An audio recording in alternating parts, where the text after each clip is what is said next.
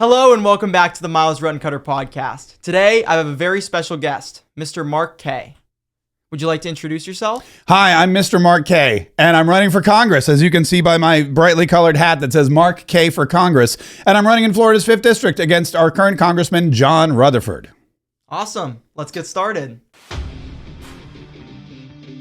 For the Lord gives wisdom, from his mouth comes knowledge and understanding. This nation was built on truth, and truth still matters. Welcome to the Myles Ruttencutter Podcast. Here, faith guides politics, and conviction leads to conversation. I'm Myles, and here we stand firm, speak boldly, and seek what's right, no matter the cost. Let's get started.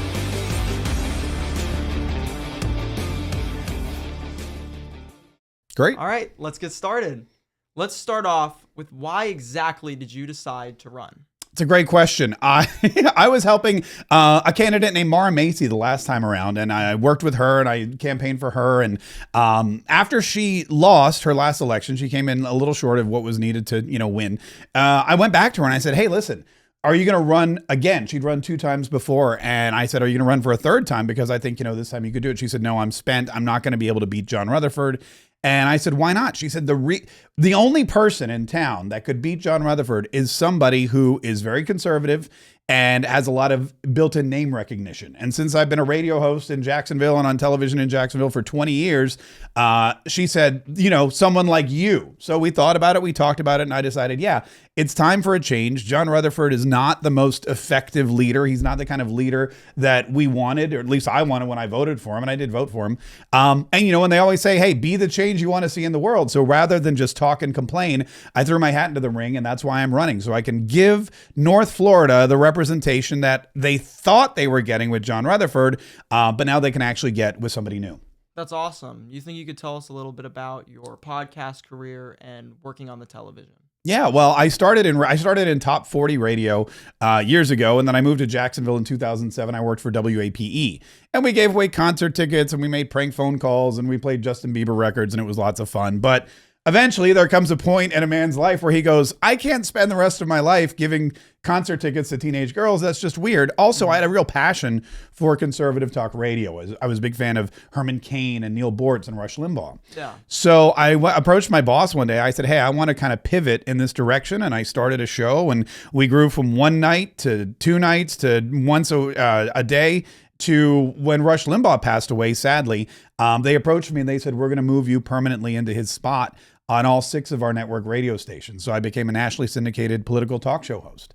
And that's when I started to meet politicians. I started to meet Aaron Bean, who's a great guy, Kat Kamak. I started to go to Washington, D.C., and we even interviewed John Rutherford.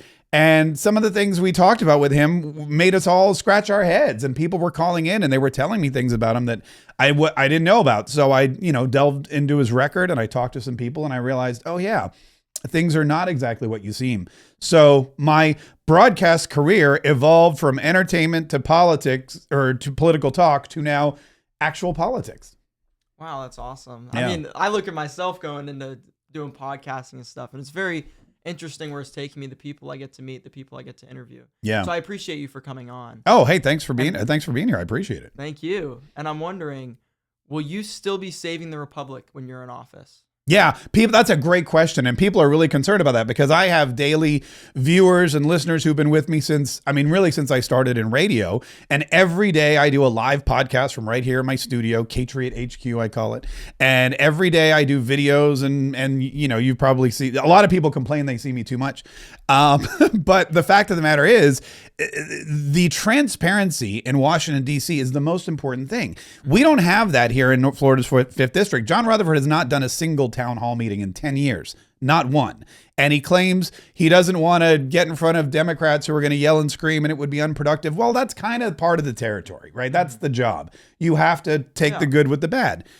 So what I plan to do is the opposite of John Rutherford. I will take my camera and I will take this microphone. I will take it to DC and it'll be a better podcast. It'll be a better way to save the Republic because you won't be getting stuff secondhand. I'll walk out of a committee meeting into my office and tell you exactly what happened. I'll walk out of the hallway and say, you're not going to believe what I just overheard the speaker say to the minority leader. It's going to be more relevant, direct, and transparent information delivered instantly, which I think is what we lack in Congress right now. So yeah, absolutely. The podcast isn't going away. It's just relocating. And in my opinion, it's going to become even more important. That's good because you're going to be more informed, you would say, right? I would hope so. Yeah. That's good. Yeah. So with that, I want to ask, who in congressional history, past or present, models the kind of representative you intend to be in Washington? That's great. I'm going to ask you to pull your microphone closer. Perfect. Okay. Ask me that again. Who in congressional history, past or present, models the kind of representative you intend to be in Washington? Wow, that's a great question too. There are, there's little sections of everybody. First of all, Ron DeSantis, a lot of people forget because he's become such an amazing governor, was a congressman. He represented Florida's 6th district right down the road, which is now represented by Randy Fine. And I had the opportunity to interview Ron DeSantis when he was a congressman, and we talked about term limits. That was one of the things he wanted to accomplish. He worked with Ted Cruz to establish term limits and the term limit amendment. But when Donald Trump got impeached the first time, that went out the window. So Ron DeSantis, is an all-around great leader in Congress, in the governor's mansion, wherever he happens to be. Mm-hmm. He's someone I would definitely emulate.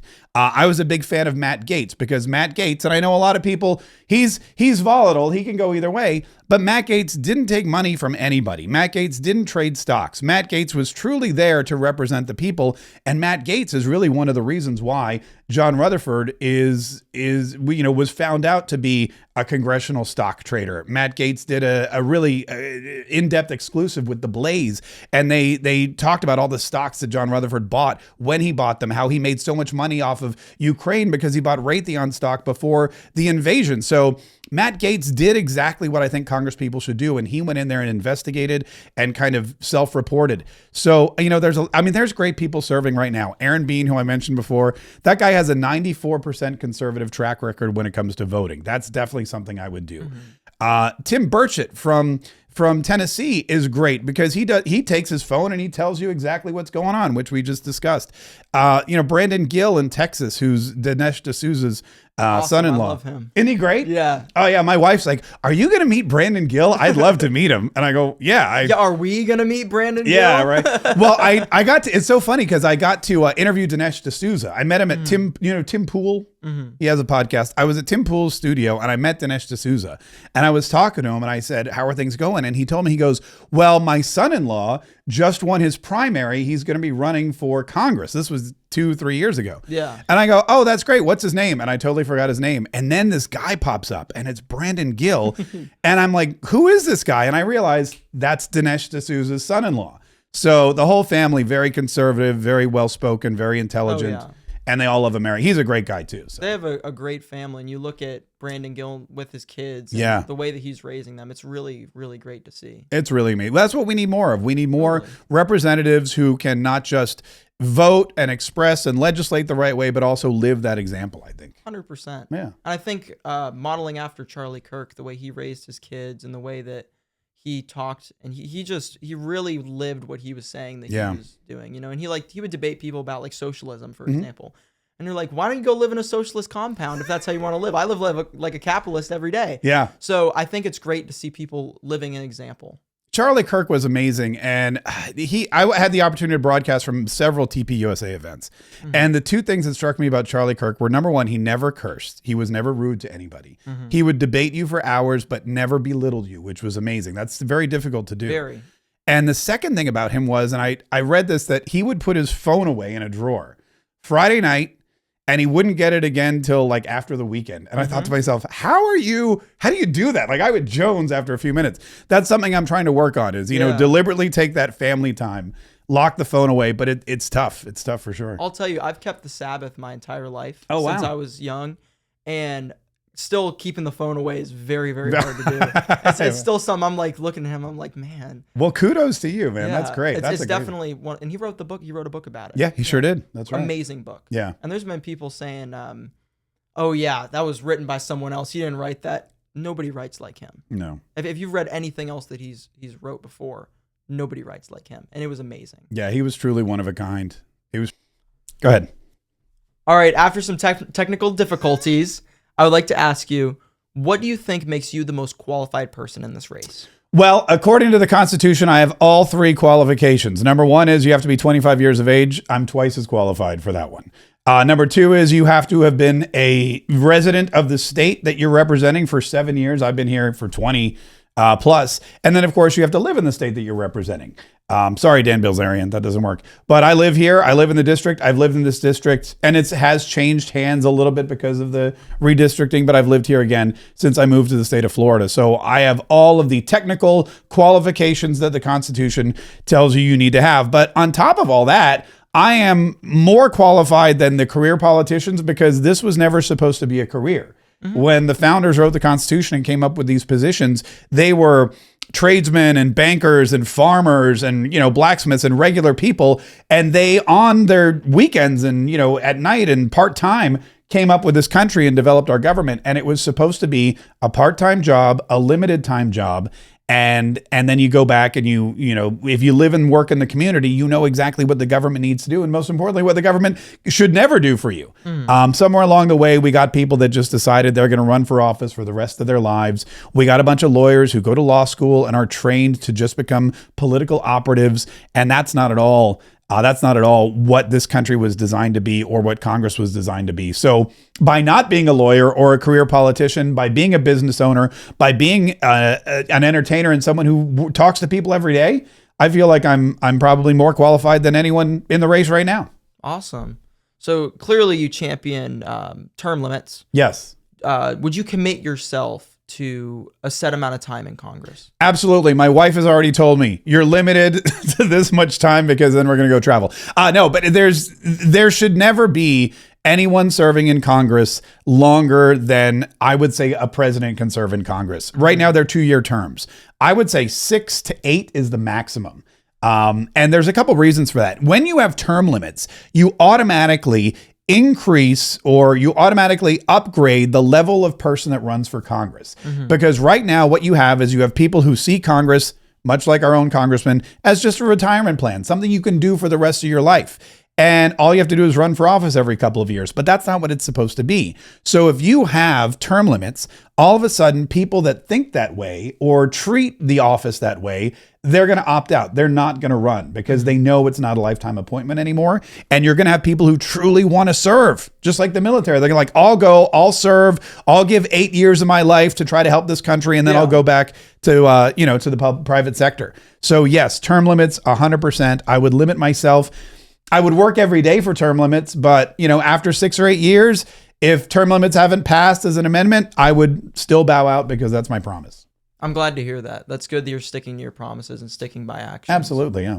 So what do you think the main campaign promises you have are? Well, term limits, number one. Second thing I'm really big about is getting rid of congressional stock trading because, again, that really just elevates the kind of person you're going to have.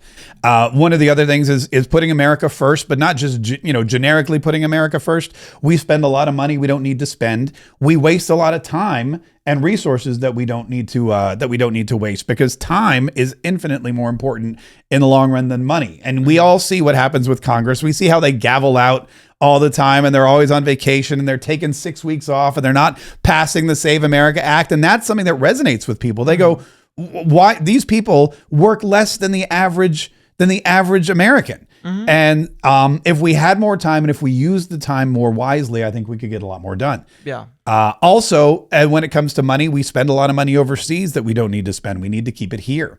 I always mention Ukraine. Ukraine's important. We don't want them to get destroyed by Russia, but Russia is a distinctly European problem, and the Europeans have been leaning on us. What President Trump has actually done really well is force Europe to take a stand and invest in their own security. Because for too long, they would just pick up the phone and whoever was in office would write them a big fat check.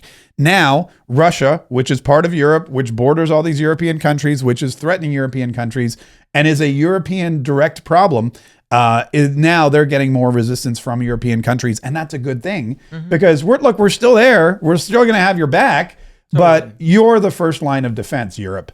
We'll be here, to make sure that nothing bad happens. 100%. And when you talk about making sure that we're not just sending money overseas and we're looking at our country first and our needs first, that's the American first mentality. Correct. How do you define America first? Well, I mean, America First is really protecting, first of all, the Constitution, which is that is the United States of America. That's our blueprint. So we need to make sure if we're putting America first, we need to protect the Constitution and all the amendments. The First Amendment, very important. The Second Amendment, extremely important. Third, fourth, fifth, Dr. Fauci. Dr. Fauci will tell you all about the Fifth Amendment. All of our amendments are very important because they set course what it truly is to be an American or what America is.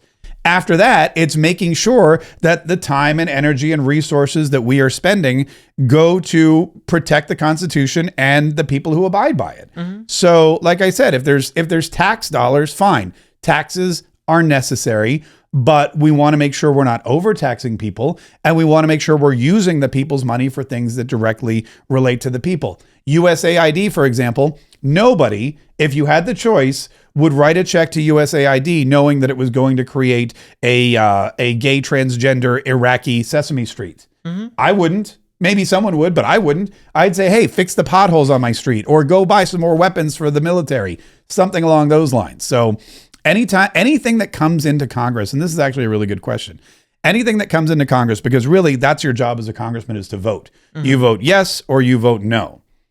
And it's basically just looking at the bill and saying, yes, this is good for Americans, or no, this is bad for Americans. So really, the job of congressman is pretty easy. Vote yes on the good bills and no on the bad bills. And that's how you really put America first. Awesome. A lot of people will criticize Donald Trump and the war in the Middle East and say that he's no longer holding fast to America first. Do you think that that is true or false? Well, I think that what happened in the Middle East with Iran specifically is that Donald Trump did not want them to have a nuclear weapon. And Iran is a very unique country. I mean, nobody wants Iran to have a nuclear weapon. No, Barack Obama didn't. Joe Biden didn't. We all knew what would happen. If Iran gets a nuclear weapon, it's a terrorist nation. They're state sponsors of terror. They're going to take it to, Times Square on New Year's Eve, and boom, there goes New York City. So that's a legitimate claim. What happened was Iran, as crazy as they are, did not prove to be the kind of adversary that Donald Trump thought. You can't treat them like any other adversary. They're crazy. They're never going to give in. They would rather die and go get their virgins in Nirvana or whatever it is than quit. There's like 40. What do they get? 53, 47? I've lost track of how many virgins they get when they blow themselves up. But it's a lot. It's a lot of virgins. And so that's what they'd rather do than submit. So Donald Trump, I think, went in there knowing exactly what the goal is, still knows what the goal is, but met a different kind of foe than he'd ever met before. Having said that, we can't leave now. I mean, now you've not only poked the beast, but you've bombed the crap out of the beast. You have to finish it. It's got to finish. And the military, I mean, they're already there. So, there are Congress people that are saying we need to stop it, we need to defund it, whatever. You're talking about American lives, American men and women who are over there fighting. We're there now. The decision has been made. The war has been started. It has to be ended. And as long as there are American troops there, American men and women there, they have to be supported and funded. So that's kind of, I think, where we are in Iran. Awesome. I'm glad to hear your opinion around that. Because, I mean, you look at James Fishback going around the state, and he continues to push what I think I like to call the new American First movement. Okay. You see a lot of people saying, okay, we need to get out of this war in the Middle East. We shouldn't be fighting in the Middle East. We shouldn't be doing anything except for what's in our country. Right. And I'm glad that you bring that perspective to the table.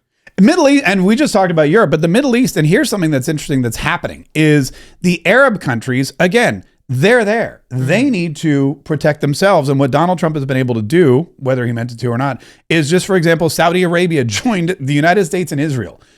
Saudi Arabia and Israel working together on anything is almost unheard of. Mm-hmm. But because of the investment and because of these coalitions, I think what you're going to find is a stronger Arabian kind of circle of nations that are self-defending and protecting themselves. And with Iran shooting missiles into Qatar and shooting missiles into UAE and shooting missiles into Jordan, I think all these other countries now realize, these people are crazy, and they're going to work strongly together as a coalition to stop it. Mm-hmm.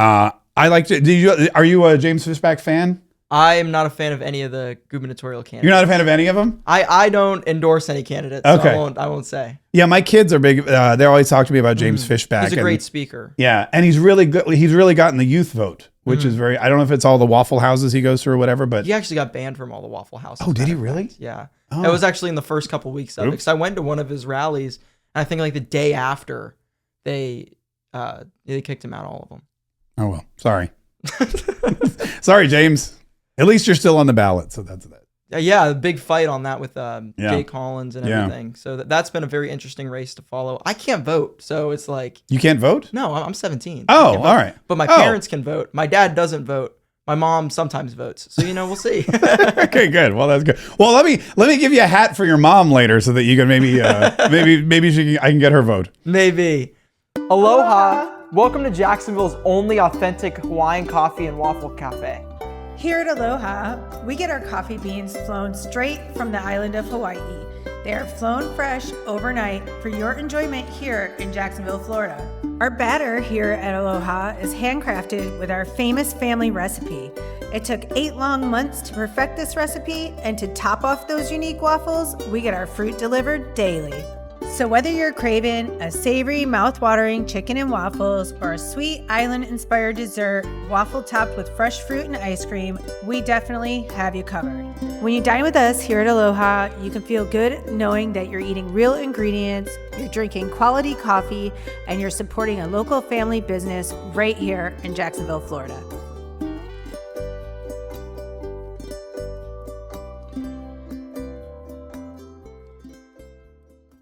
All right, welcome back. So I want to start off with, what do you think that the local school boards, or should the federal government play in local school boards? The federal government should leave local school boards alone. The big problem we have is the federal government is the biggest problem we have. We are basically, we started as, we're the United States of America. We're individual states, and I'm a big states' rights guy. The federal government needs to be smaller. It needs to have less of a stranglehold on all. The amount of agencies we have is ridiculous. The Department of Education is unnecessary. And the reason we in Florida have such a great state is because we have great state leadership. We've got a great governor, and they've all been able to fight back against federal interference. And just even when you look at what Dr. Fauci was talking about with COVID, Ron DeSantis fought back against everything, even though the federal government tried to stick their fingers into his business. So I'm all about individual states running their own departments of education, and even locally within states. Jacksonville, for example, is very different from Tampa. It's very different from Miami. It's very different from, any Destin, any of these places in Florida. And each local school board needs to make decisions based on the needs and curriculum of their students, and the state should help them, and the federal government should stay out. And that's really the role of Congress. People think they always think about it backwards. We elect representatives to Congress, whether it's a senator or especially a representative, to go to Washington, D.C. and protect us from the federal government. But what happens is they go to Washington, D.C. and they try to protect the federal government from us. And that's exactly wrong. So like I said, a congressperson should go to D.C. and basically vote no on everything unless there's a really, really good reason to vote yes. Yeah. So you talk about fighting against the establishment pretty often, right? But passing laws requires 218 votes. How do you think you're going to be able to bridge the gap and build coalitions? Yeah, build coalitions. It does. It requires 218 votes in the House, and then don't even get me started on the Senate. Look, the problem we have in Congress right now is there's two factions in the Republican Party. The establishment, as you pointed out, people that have been there, are making backdoor deals, are, they're just living large off of their roles, and they're getting more powerful and richer when they're there. Those people are going to work with each other to do whatever needs to be done for themselves, not for the folks back home. But you have a growing number of representatives who really, truly are not interested in that. And the only way to win is to replace establishment candidates or representatives with new ones. And that's why I'm running, because as you pointed out, it takes 218 people. So I'll go in there and I'll be, building coalitions with Tim Burchett, for example, Aaron Bean. Kat Kamek is great. She's been doing an amazing job over in District 3. Anna Paulina Luna. These are people who are new, non-establishment, who've come into Congress and who've been able to make a positive change, and who are truly working. They're disgusted by what goes on there. So we need more of those. So what I would do is, number one, work with Congress people like that, help elect more Congress people like that, and make sure that Congress is being, fixed from inside out. And it may take some arguments, it may take some adversarial tactics, but I'm not against that at all. Yeah. You have to let people know that's why I got into this race against John Rutherford. Nobody knew that John Rutherford had a 48% Democrat voting record and that he was only rated a 52% by the Heritage Foundation. Nobody knew that because he never told anybody. So we've got to audit our own party. And that's one of the things that I really hope to do to, like you said, change Congress. So the 218 votes, or hopefully more, down the road, knock on wood, would be the right Republicans voting, not these questionable ones. Totally. And 20 years from now, where do you see not only your district, but the entirety of the United States? 20 years is a long time. I mean, when we look at 9/11, 25 years ago, I remember there was such American pride. There were no divisions between the Republican Party and the Democrat Party. Really, it was just one country that was brought together by a terrible, horrible event. Fast forward 25 years, and in New York City, you have a Muslim mayor who has not disavowed 9/11, and who the citizens of New York don't even want showing up at the 25th anniversary because they feel that he's hired and worked with and placated a lot of people who were sympathetic to the terrorist cause. So it's wild what can happen in just that's 25 years. Yeah. It's going to take a lot of people fighting that kind of ridiculousness for a long time. I'll do it as long as I possibly can. But communism, socialism, extremism from the left, all of those are dangerous to the United States because they all fly in the face of what we're doing. I hope that the country is more conservative in 20 years. I hope the country is more capitalist in 20 years. I hope that the next generation, yours or whoever's coming up behind you, understands that American values should be protected and not ridiculed, and that the only way we've survived for 250 years is because of the freedoms that are granted us in the Constitution, and because we've had people that would fight, and do anything to protect them as long as possible. Awesome. So, specifically about your district, where do you see your district in 20 years? This district is really interesting. The best thing about Jacksonville is that it's in Florida, which is one of the most modernized and popular states, but it's not the most modernized or popular district. In fact, a lot of people in Jacksonville, and I've lived here for years, they all, because we always talk about, let's build up the waterfront. What's going on with the stadium? Shad Khan's going to revamp downtown. They're putting in some new hotels and things like that. And all I ever heard from people was, we're the first city on 95 and we just want people to keep driving. We know you're going to Disney World. Don't stop. Just keep going. And I think I have a theory about the Buc-ee's, because there's a Buc-ee's north of us, and there's a Buc-ee's south of us in St. Augustine. So I think we position those Buc-ee's so nobody actually stops in Jacksonville. And it makes you able to skip right over. Exactly. You either stop before or you stop after, or if you're coming up from Miami. But Jacksonville likes their heritage. The folks here in Duval County and St. Augustine County, they don't want a lot of massive growth. They don't want a lot of industrialization. And it's hard because when people come down from Florida, from New York and New Jersey and these other places up north, Boston, when they come to Florida because it is the best place to live, they're looking around and they're like, okay, Miami's pretty full. Tampa's huge.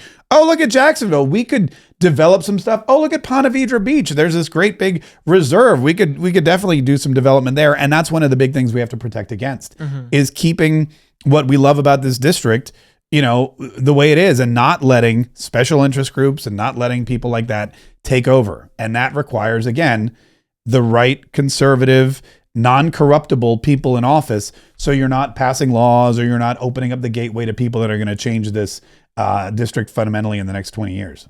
Okay. So now, like you mentioned development, how do you think you're going to not just fight against development, but fight against bad development?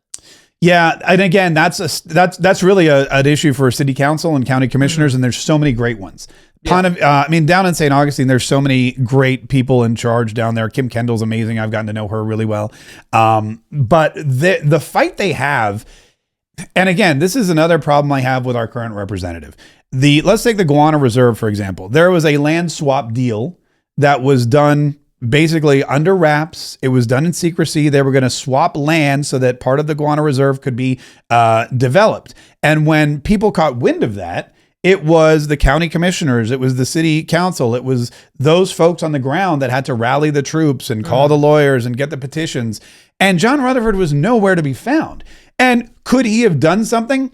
Legally, he's limited, but I mean, he's a congressman. That's a big microphone. Absolutely. If a congressman says, I'm going to do a press conference, everybody's there. If a congressman starts talking about an issue, it's going to be news. And he didn't want to use that megaphone or microphone, or was told maybe not to get involved in that particular deal. Because like I said, he gets a lot of big donations from people that are very similar to the folks that were involved in that deal. And I think that his silence spoke volumes. At the end of the day, 2 days after the deal was revoked and they canceled it, again, thanks to the hard work of the people on the ground in St. Johns County, about 2 days after that, John Rutherford finally came out with a statement saying, I'm glad this deal was reversed. We're like, yeah, sure. Now that you didn't, now that everyone else did all the work, you're coming out and praising and trying to take the credit. So that's something that as a congressman locally, you have not only the ability to do, but the responsibility to do, and that is shine the spotlight on local issues from a national level. Totally. I'm glad that that's a big focus of yours, is making sure that the community is being protected from the national level. But specifically in your district, on illegal immigration, how do you think it affects your specific district? I was shocked when there were anti-ICE protests here, and I went to go talk to a couple people, and of course they didn't want to talk to me. But I went to a couple of these anti-ICE protests, and it was amazing to me because we're not a hotbed of ICE activity, and we do have illegals here, and we do have people that shouldn't be here, and they are getting taken care of. But I think what you see is what happens locally is very different than what you see on the news. Of course, the news is going into Minneapolis and Portland and New York, and they're getting all these horrible images of ICE agents getting, beating people or shooting people, whatever. But the fact of the matter is ICE is law enforcement, and they're federal law enforcement, and it's important that we cooperate with them. And whether you're sympathetic to illegal aliens or not, there's a way to come into this country. And then there's a way that you don't come into this country. And there's a ton of legal immigrants here who are annoyed and upset. And, they're like, we took decades and spent thousands of dollars to come here the right way. And these people are just waltzing in and getting jobs. So it's a problem nationwide. And as part of the United States, it's our job to help out. If federal agents come into Jacksonville, 100%, they have the right to do it and the responsibility to do it. And at the end of the day, illegal aliens being removed from Jacksonville is better for everyone in Jacksonville because you have less, there's less crime, number one, more jobs for Jacksonvillians. And overall, the sooner we get these people out, the sooner ICE leaves, and then the sooner the protests end. So it's a win-win-win. Win-win-win for everybody. Yeah, except I guess the protesters. And maybe they're going to be mad no matter what. They're going to be, they'll find some. They'll go on to the next topic. Of course. That's right. Like protesting some random dude in the Middle East, yeah. And the Middle East getting killed. And it's like, that's a dictator who's killing hundreds of thousands of people. That's exactly right. And then they'll protest about anything. But you've criticized Representative John Rutherford's voting record on government spending and foreign aid. Yes. What is the single biggest vote that he took that you believe betrayed Florida's 5th Congressional District? The biggest one. Well, I'll tell you, I mean, he spent a lot of money on Ukraine, just blanket votes to Ukraine. And it's money, $750 billion. It's money that was sent there. And there's two issues with it. Number one, the big issue is that there was no oversight of the money. The money just went. The second thing was, as we pointed out earlier, he profited from it. He bought military stocks just before Ukraine was invaded.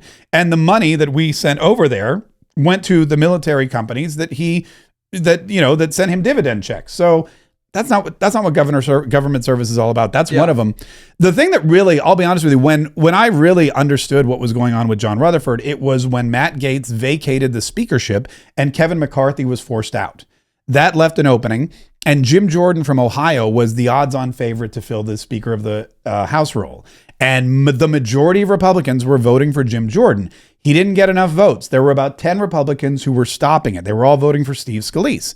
And we noticed that John Rutherford was one of them.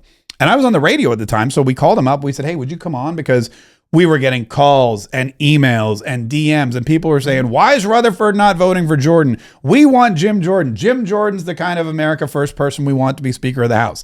So I knew here in the 5th District, everybody wanted Jim Jordan, but our representative was voting for Steve Scalise. So we called him, we got him on the phone, and we talked to him, and he said, look, what Matt Gaetz did was wrong. Matt Gaetz removed Kevin McCarthy. And if I vote for Jim Jordan, who Matt Gaetz wants to be Speaker of the House, then Matt Gaetz wins.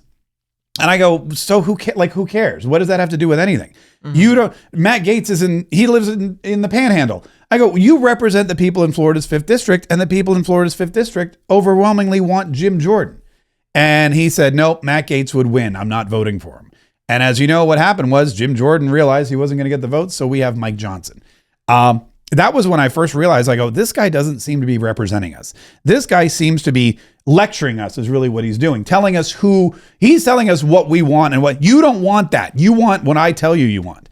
And that's when we looked into his record, which is very easy. You can go online. You can look at any congressional record. Yeah, to anybody watching, go look up the people that you're voting for. Yeah. Like I did a thing just the other night. I was looking through people on the school board.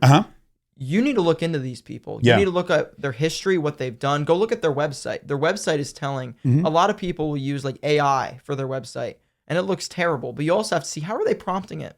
There's a particular candidate, and I'm not going to say who, but that person was using AI to generate on their website a bias toward one particular racial group.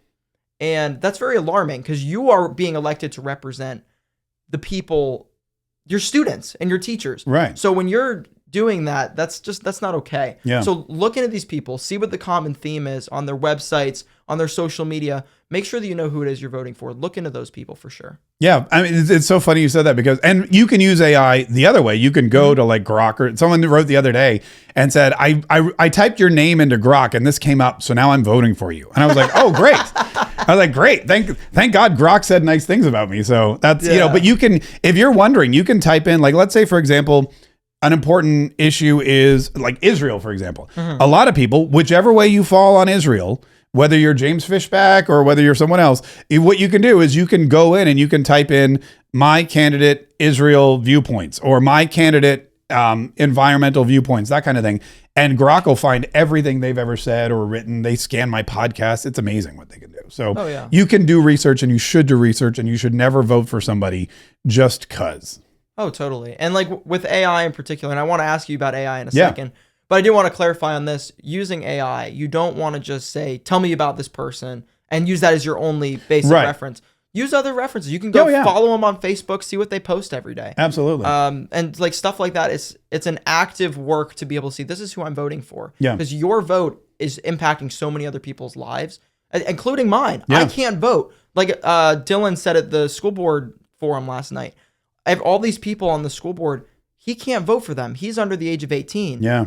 They make changes that impact him for the rest of his life. So it's important that when people are voting, that they're getting informed on who they're voting for. Now I want to go into AI. Yeah, absolutely. So on the topic of AI, what's your stance on the data centers? What's your stance on just AI in general? Well, I use AI a lot because I'm not well funded, and I have a campaign song which was AI, and we broke into the iTunes charts, which was amazing.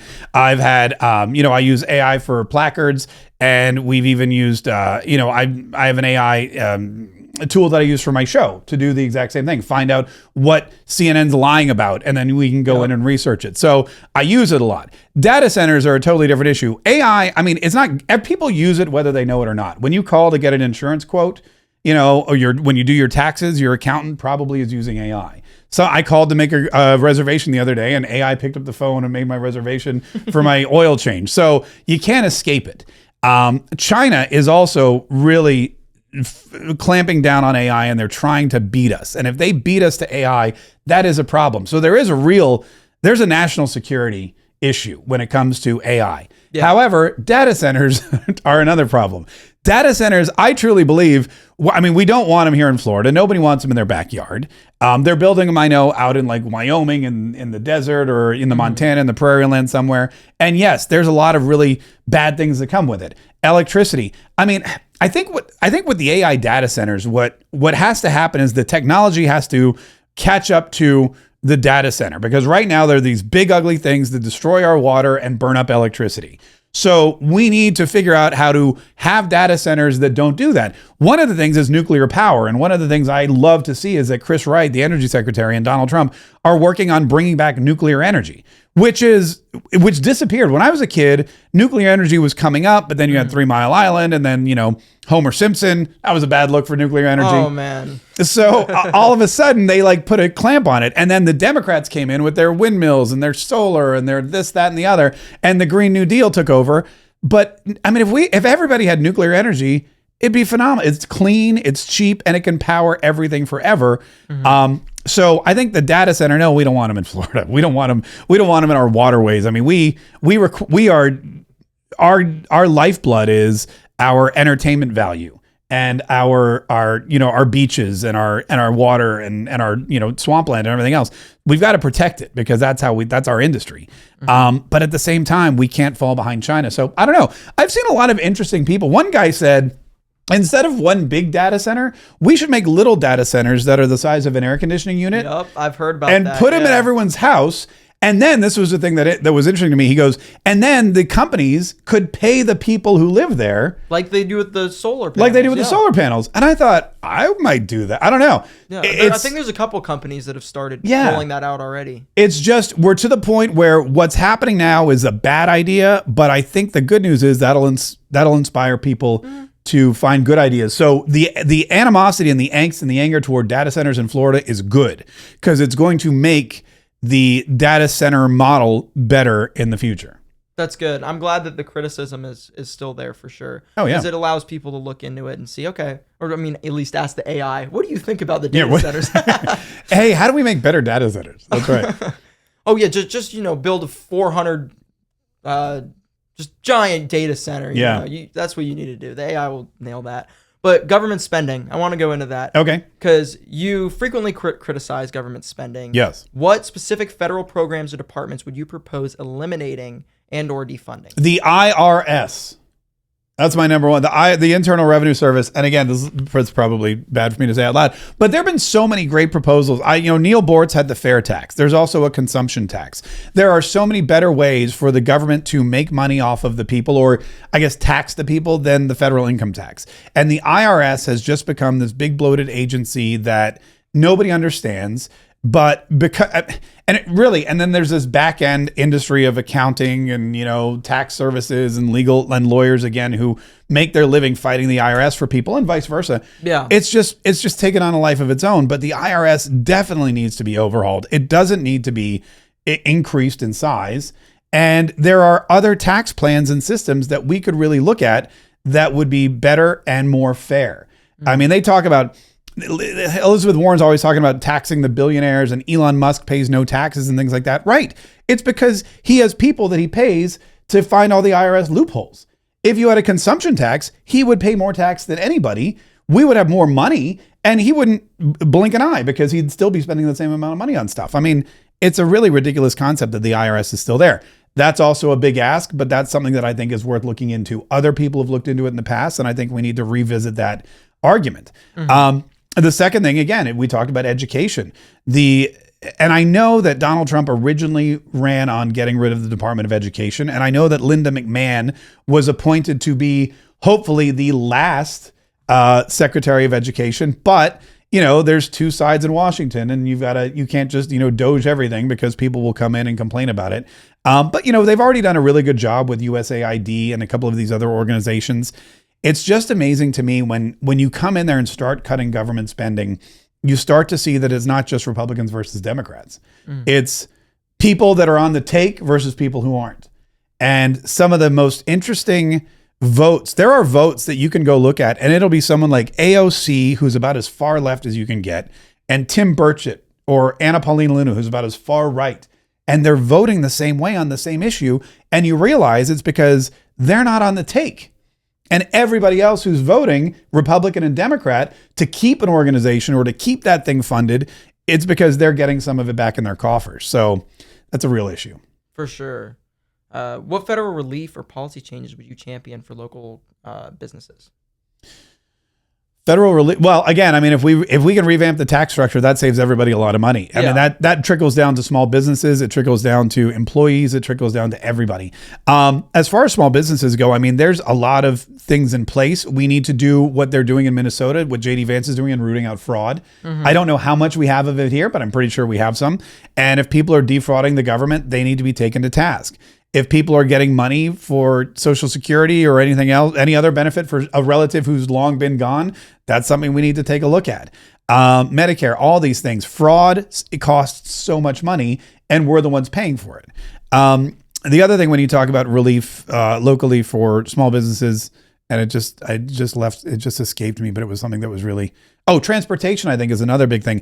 One of the problems, that I think we have is that and we need a lot of money for transportation, with transportation safety, infrastructure, bridges, and I mean everything.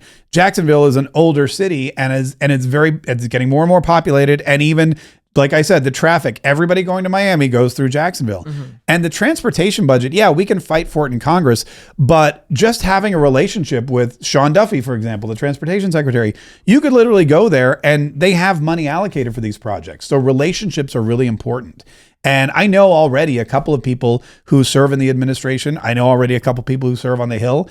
And I think not just going in and voting or, adding an earmark to something or getting some pork attached to some project. Yeah, that's one way to do it. But you could literally just have a conversation with somebody that's in charge of a budget and say, Jacksonville needs this money. St. Johns County needs this money. And you could get it. It's communication and relationship building. And that's something I think current leadership maybe lacks in. All right. Awesome. Yeah. So we've got 2 more sections left. Okay. I want to ask you, are you a Christian? I am. I'm Catholic. I've been Catholic all my life. And it's interesting. We moved here, and one of the things that they told us, because we moved to Duval County, and my son had just been born. He was 3 months old. So we investigated the best schools. And they said, well, you could move to St. Johns County, or you could send your kid to private school. But we went to the church, and luckily we go to Holy Family, and they had a school right next door, which was a blue ribbon school. And we became members, and we sent my kids to Catholic school. And really, that was the best thing, not just for them, but for me, because they really embraced their faith. They really were taught well. I think that a parochial education, whether it's Catholic or Christian or whatever, and I really realized, wow, private school, even if it's a Catholic school or a parochial school, it's far superior, not because the teachers are better or anything like that, but because the restraints are off, but because parents are involved, because you're investing in the school. And you don't have to kowtow to the government. So it was really a great experience for both my kids. And then for high school, they went to public school because they wanted a better education, and the best school that they could find was a public school. So they went there, they excelled. And it was really nice to see the dichotomy between public and private. But they really brought me, they were like, hey, we have to go to church every Sunday without fail. And I was like, okay. So, I mean, we were doing that mostly, but then your kids said that. Oh yeah, because they were in Catholic school. Like, they were young. There was like some Sunday, I think we slept in and made pancakes or something like that. And they were like, we got to go to church. And I was like, okay. So I'm putting on my tie. So, I mean, they really made me stronger in my faith. That's good. And my son plays organ. My daughter sings at church, so we're there Christmas time. I think I'm there like 6 days out of the week just to see one or both of them perform. But yeah, no, I love the church. I love God. I love being a Catholic, and Christianity is so important because we were founded as a Christian nation. So totally, no matter what they try to tell you. Do you think there's any one particular Bible verse that guides your leadership? I am a big fan of the Book of Kings. Solomon. Not the later Solomon, but the earlier Solomon. I think that was the most important thing, because Solomon, when approached by God in his dream, God said, you can have whatever you want. And Solomon said, give me the wisdom to serve your people to the best of my ability. And God's floored by that, right? He goes, that's the best. He goes, because you asked for that, because you asked for wisdom to serve my people, God's people, to the best of your ability, I'm going to give you wisdom. You're going to be the wisest person ever. I'm also going to give you riches and power and kingdoms, and there will be nobody like you ever in the history of the world. And that, to me, speaks volumes. I mean, that one verse right there, the story of Solomon in the Book of Kings, tells you what leadership is. He was a king, and he only wanted wisdom to serve God's people. And I think that's what everyone should pray for. And yeah, when I go to Congress, I'll pray that prayer. I'll say, God, give me the wisdom to serve your people to the best of my ability. Because that's what it's all about. You need to know right from wrong, and you need to use the power of right from wrong to help the people that God put under your stead. That's amazing. And that leads me right into my next question. Yeah. Will you commit yourself to prayer and fasting to ensure your policy aligns with your Christian faith? Yeah, I pray every day. I fast on, the occasions that the Catholic Church tells me to fast. I go to confession. I keep all the sacraments, and I will continue to do that. I know that Washington, D.C. can be a tough place. Travel can be difficult, but I go wherever I am, whatever city I'm in, I find a church and I'm there for Mass. If it's a holy day or a holiday, I will, definitely make. I rode a Lime scooter in Wisconsin in the rain to church during the Republican National Convention because it was Sunday and I had to be there. Yeah. And there was a lot to pray for at that time. So absolutely, I will. That's good. I'm really glad to hear that. We need more leaders who have faith in God and are able to lead our nation, our Christian-founded nation, back to what it really was. One nation under God. That's right. All right, so I have 11 policy points that 80% of Americans can agree on. Oh. I'm going to rapid fire them. You can either say you support or don't support them. Oh, okay, good. As I go through, feel free to add context, or add any info you deem necessary. Got it. Ready? Yes. Awesome. Ban congressional stock trading. Support. Highly. Number one. Huge. End forever wars. Support. Lifetime lobbying ban. Oh, you mean like from when someone leaves Congress? Yeah. Yeah, 100% support. Ban corporate PACs. I support banning corporate PACs, but I believe leadership PACs can be good. Banning stuff is tough because when you ban it, you're banning it from good people and bad people, and there are good corporate PACs. So I don't know, maybe not ban, but definitely there should be restrict 100% or more oversight. Because there are leadership PACs that just take advantage of the system. We just saw, 100%. what's his name, spent $7,000 at a bar. But there are leadership PACs that do a lot of good, like Elon Musk, for example. So maybe more oversight. Okay. Audit the Pentagon. Yeah, audit every organization should be audited. All right. Ban partisan gerrymandering. Yes, 100%. Stop foreign governments from buying farmland. Yes, 100%. Ban corporations from buying single-family homes. American corporations or all corporations? I think just all corporations, but I think that would include. Yeah, I mean, definitely foreign ownership of single-family homes, the way they're doing it. Corporate ownership, I understand that some corporations build the homes, so that's why they own them. But yeah, I would ban people that just want to buy up a bunch of homes so that they can raise the price. There should definitely be competition, much like, when you get comps for any home. So yes, I don't think that farming for individual single-family homes is a good idea. Okay. Does that make sense? I got you. Again, that's more on a case-by-case basis. But if your corporation is like, oh, we're going to buy up 100 homes and jack up the price on all of them, yeah, that's a problem. All right. Mandate federal officers to wear body cameras. Man, 80% of the country can agree on that? Yeah. I'm just reading the statistics. Mandate federal officers, you mean like ICE agents? Yeah, I think so. Yeah. I mean, body cam. Yeah, I would wear a body camera. Body cameras protect the federal agents and the police officers more than they do the perps. But will you wear a body cam in your office? 100%. Oh, I already told. 80% of America agrees on that. Absolutely. I will. I mean, I'm basically a walking body cam as it is, if you follow me on Instagram. This is true. But yeah, I would get a body cam and I would walk around Congress. Heck yeah. Oh, imagine what I would find out from people in the elevator. 100%. But body cams we actually did a thing called Cams for Cops years ago, because what happens is police officers, they get acquitted and they get protected more by body cam footage. And the problem was that some of the body cam footage that was owned by the government would disappear. So what we tried to do was buy body cams that were owned by the individual police officer. And that's why you'll see police officers wear two. One's owned by the government.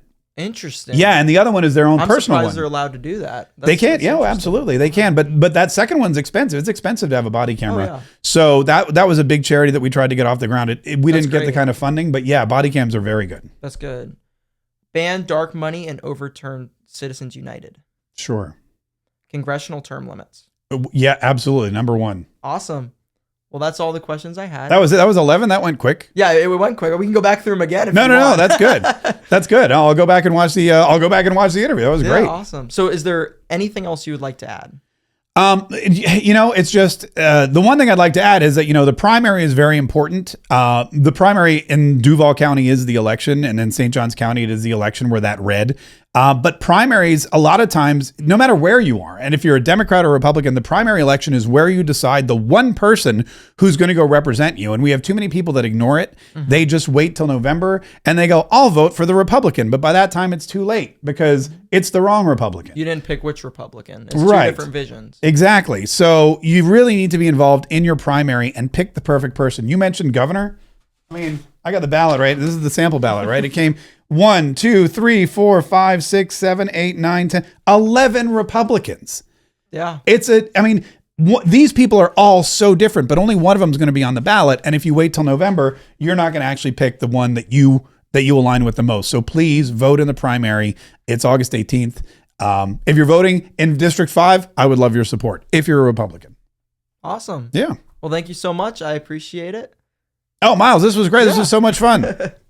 Thank you. All right. Thank you guys for watching. I hope you guys have a wonderful rest of your day. And thank you, Mr. Mark Kaye, for coming on. Absolutely.